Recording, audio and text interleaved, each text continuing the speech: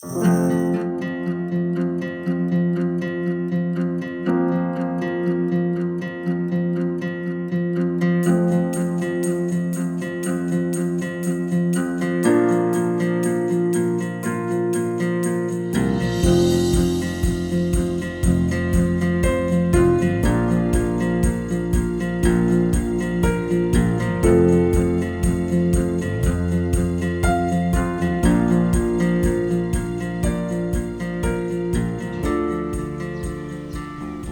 ្ញុំឈ្មោះស្រីនេះ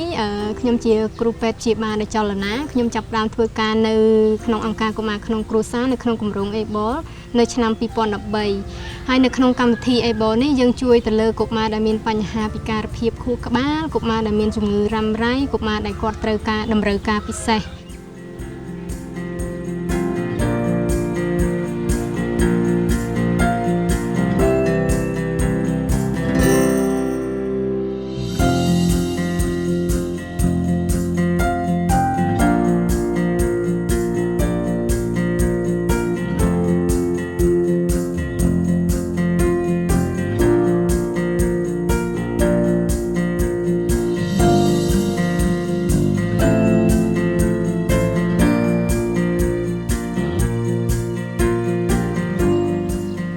Children and Families is not a disability-specific organization. Children and Families is a mainstream organization set up for foster care and now also kinship care.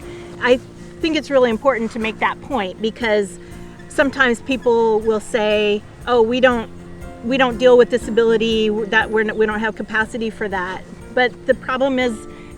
10 to 15% of the population that we are trying to help has a disability. And so if we are not making provision to care for those children, then we are functionally discriminating against 10 to 15% of the population.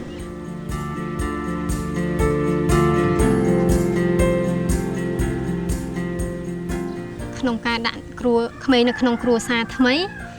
គឺអ្វីដែលយើងធ្វើយើងមិនមែនទៅដល់យើងធ្វើការភ្លាមៗទេគឺយើងបានធ្វើការសិក្សាទៅលើគ្រួសារនឹងតើបរិបត្តិគ្រួសារគាត់នឹងយ៉ាងម៉េច We also have recognized how important it is that our staff build really trusting relationships. It's really important that the families know that we are on their side. ពេលយើងធ្វើការហ្នឹងយើងដើរតួនាទីជាដូចជាសមាជិកគ្រួសារគាត់មួយអញ្ចឹងយើងអាចដើរតួនាទីជាបុគ្គលិកទេបើសិនជាយើងដើរតួនាទីជាបុគ្គលិកយើងមិនអាចធ្វើការជាមួយគ្រួសារបានគ្រួសារគ្មានទំនុកចិត្តមកលើយើងអញ្ចឹងយើងពិបាកធ្វើការជាមួយគ្រួសារអ្វីដែលយើងធ្វើការជាមួយគ្រួសារគឺការសហការគឺមានភាពសំខាន់បើសិនជាយើងអត់មានការចូលរួមពីគ្រួសារទេយើងទៅដល់យើងធ្វើតែយើងគ្រួសារនៅតែគ្រួសារគឺអ្វីដែលក្មេងទទួលបានគឺទៅទេ We try to make it part of our assessment that we find out about their routines and what areas are impacted by the child's disability so that we can help the family in addressing those things. We know that if the family to care for this child has to withdraw from aspects of their life, aspects of their community, that will add stress. It's going to just make it harder for the family, and it also isn't really what we want for the child either. We want full inclusion in their communities as well as in their families. យើងមកយើងមិនត្រឹមតែអង្គុយបរៀនគាត់ទេគឺយើងនិយាយលេងជាមួយគាត់ដើម្បីផ្ដល់យោបល់យើងចែករំលែកបទពិសោធន៍ដែលយើងមានដែលគាត់ពិបាកប៉ុណ្ណាដើម្បីយើងយកអ្វីទាំងអស់ហ្នឹងគឺយើងដើម្បីជួយគ្រប់គ្រងគាត់បន្ថែមដើម្បីកុំឲ្យគាត់នឹងបាក់ទឹកចិត្តក្នុងការថែទាំកូនជាពិសេសគឺកាត់បន្ថយភាពស្មុគស្មាញដែលគាត់មានហ្នឹង All of us have some level of stress to deal with, and any family caring for a child with disabilities, there's going to be a bit more. But we want to keep it in a range where the family can cope well and really thrive. Because if the family is continually under severe stress, it's going to interfere with their bonding with that child.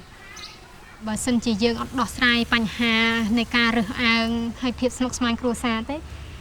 ការប្រឈមមុខនឹងការបោះបង់ក្មេងគឺមានភាពកើនឡើងច្រើននៅពេលដែលយើងចុះធ្វើការតាមដានគាត់ហ្នឹង បើគ្រួសារដែលគាត់ដល់កម្រិតមួយដែលមានភាពស្មុគស្មាញខ្លាំងក៏មានញញឹមគាត់ទៅធ្វើការតែគាត់ទៅយើងទៅមើលក្មេងឃើញក្មេងនៅដេកមកកន្លែងឬក្មេងនៅម្នាក់ឯងអង្គុយម្នាក់ឯងនៅឆ្ងាយពីគាត់អីអញ្ចឹងពេលខ្លះគាត់មកទទួលយើងប៉ុន្តែដោយទឹកមុខអត់ញញឹមមិនរីករាយអញ្ចឹងណាអញ្ចឹងកັບកិរិយាទាំងអស់ហ្នឹងឯងអាចបង្ហាញថាគាត់នឹងមានភាពស្មុគស្មាញខ្លាំងហើយអាចប្រឈមមុខនឹងការប្រគល់កូនឯវិញបើសម្រាប់ក្មេងដែលភាពស្មុគស្មាញដែលគាត់កើតមានដែលយើងមើលឃើញផ្ទាល់គឺទៅលើទឹកមុខរបស់គាត់ពេលខ្លះគាត់យំច្រើនជួនកាលគាត់អាចជុះនោមដាក់ខោឬមួយក៏គាត់អាចទាញសក់ខ្លួនឯងបើសិនជាក្មេងពិការភ្នែកឯពេលខ្លះគាត់អត់អាចនិយាយចេញមកបានប៉ុន្តែតាមរយៈដូចគាត់អោនមុខចុះឬក៏គាត់ខ្ទប់តិចរបស់គាត់ហ្នឹងគឺបង្ហាញថាជាសញ្ញាដែលបង្ហាញថាគាត់ហ្នឹងមានភាពស្មុគស្មាញហើយពីព្រោះអីធម្មតាតែគ្រួសារមានភាពស្មុគស្មាញអាការថែទាំហ្នឹងក៏ធ្លាក់ចុះអញ្ចឹងអាភាពស្និទ្ធស្នាលរវាងក្មេងនិងកុមារនិងគ្រួសារហ្នឹងចាប់ដើមកាត់បន្ថយអញ្ចឹងធម្មតាក្មេងតែងតែត្រូវការសេចក្តីស្រឡាញ់ភាពថ្នាក់ថ្នមពីម្ដាយអញ្ចឹងកាលណាតែម្ដាយមិនអើពើឬអ្នកថែទាំមិនអើពើគឺធ្វើឲ្យគាត់មានភាពស្មុគស្មាញហ្នឹងហើយយើងឃើញថាគាត់ស្ថិតនៅក្នុងស្ថានភាពបែបហ្នឹងយើងមិនមែនទៅដល់យើងទៅដកកូនយកមកភ្លាមទេយើងទៅត្រូវសួររកបញ្ហាសិនហើយបន្ទាប់មកបានយើងរកដំណោះស្រាយយើងដោះស្រាយជាមួយគ្រួសារតើគាត់ត្រូវការអីគាត់ត្រូវការជំនួយអីពិសេសពីអ្វីដែលគាត់មានរាល់ថ្ងៃហ្នឹងឬគាត់ត្រូវការសម្រាប់រយៈពេលប្រមាណឬមួយក៏គាត់បើគាត់ឈឺតើគាត់ត្រូវការព្យាបាលជំងឺរបស់គាត់ឲ្យជាសិនហើយគាត់ត្រឡប់មកយកកូនគាត់វិញក៏យើងអត់មានបញ្ហាអីជាមួយគាត់ដែរអញ្ចឹងយើងបញ្យល់គ្រួសារអស់ហើយថាអ្វីដែលយើងមកហ្នឹងគឺយើងជួយមិនមែនគឺយើងមកបន្ទោសឬក៏យើងមកដកក្មេងចាញ់គឺយើងជួយគ្រប់គ្រង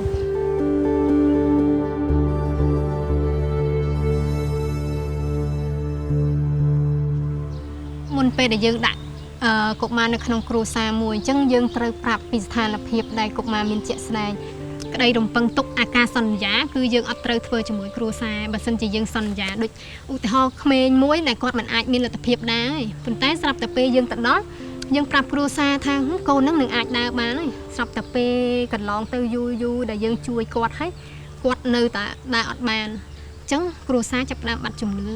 មកលើយើងហើយអញ្ចឹងអាភាពស្និទ្ធស្នាលទំនុកចិត្តក៏ឃ្លាតតាមនឹងដែរ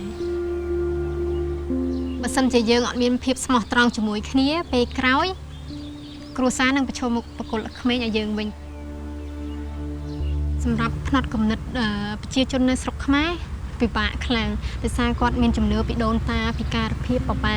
គាត់លឺថាកន្លែងនេះព្យាបាលកូនឲ្យដើរបានកូនអត់អាចនិយាយបាន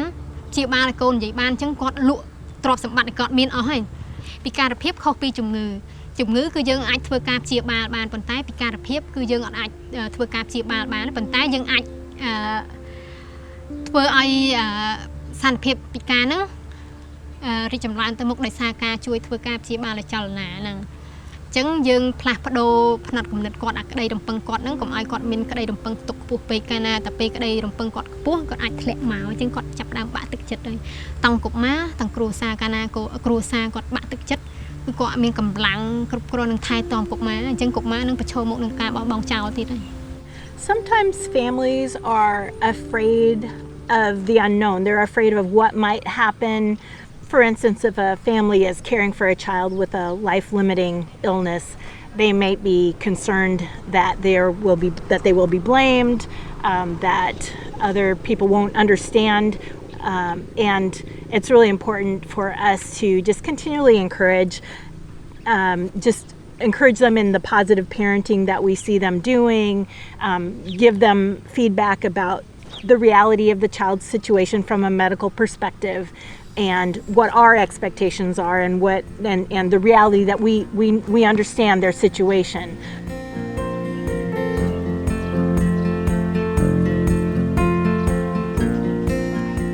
When we are assessing a child for a placement decision, there are a lot of things that we have to factor in. Of course, we do need to consider the services that a child needs, but it's also really important to consider the value of a family.